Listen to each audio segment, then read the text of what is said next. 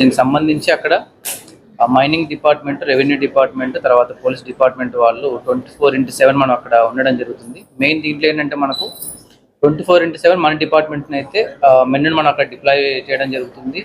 ఇక్కడ ఓన్లీ ఏదైతే vehicles authorised vehicles మాత్రం అలో చేస్తున్నాం, అన్ఆథరైజ్డ్ వెహికల్స్ మనం అలో చేయట్లేదు.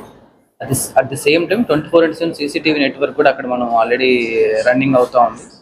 మనం పాయింట్ బుక్స్ కూడా పెట్టడం జరిగింది. సో జ్యూడిక్షనల్ ఆఫీసర్స్, SDPOs కూడా కొద్దిగా ఫ్రీక్వెంట్గా విజిట్ చేసి ఆ పాయింట్ బుక్స్లో కూడా ఎంట్రీ చేస్తున్నారు. సో ఎవరు ఉంటున్నారు ఏంటని చెప్పేసి కూడా వాళ్ళు కూడా విజిట్ చేయడం జరుగుతుంది. సో ఇది కాకోకుండా మనకు ఏదైతే ఇల్లీగల్ యాక్టివిటీకి సంబంధించి మనకు ఈ శాండ్ పాలసీ ఇంప్లిమెంట్ అయినప్పటి నుంచి ఇప్పటి వరకు దాదాపు మనం 182 కేసెస్ మనము రిజిస్టర్ చేసాము.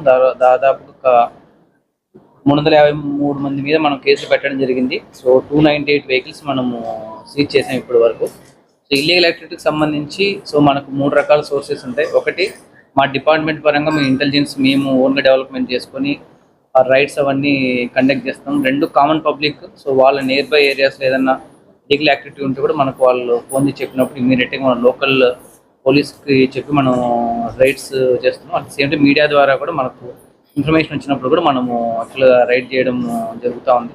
సో కొన్ని ప్లేస్లు ఎక్కడైతే మనకు ఇల్లీగల్ యాక్టివిటీస్ జరుగుతున్నాయి వాటి సోర్సెస్ కూడా ఆల్రెడీ ఐడెంటిఫై చేసుకొని సో కొద్దిగా ఫ్రీక్వెంట్గా మనం మన డిపార్ట్మెంట్ వాళ్ళని వెరిఫై చేసుకోవడం జరుగుతుంది. ఎక్కడైతే ఇల్లీగల్ జరిగే ప్లేసెస్ కూడా మన డిగ్గింగ్స్ కూడా అంటే వెహికల్స్ మూవ్మెంట్ లేకపోయినట్టు కూడా గుంతలు తవ్వడం ఇవన్నీ కూడా మనము చేస్తున్నాం. సో నా మీడియాలకి నా రిక్వెస్ట్ ఏంటంటే సో ఏదైనా ఇన్ఫర్మేషన్ ఉంటే మీరు ఎనీ టైం మీరు నైట్ టైం కాల్ చేసినా కూడా ఈవెన్ నేను కూడా అవైలబిలిటీ ఉంటాను. చెప్పినట్టు ఇమ్మీడియట్గా మనం కూడా రైడ్ చేయడం జరుగుతుంది.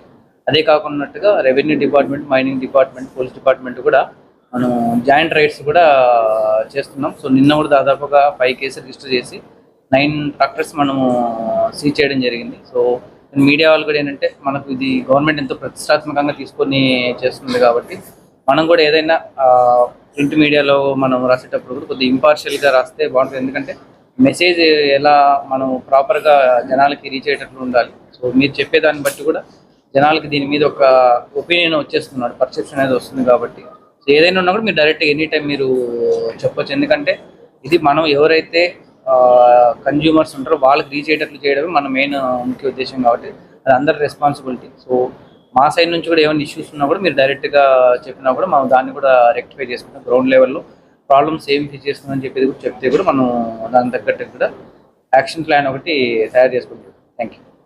మరిన్ని అప్డేట్స్ కోసం మన HN9 TV ఛానల్ని సబ్స్క్రైబ్ చేసుకోండి.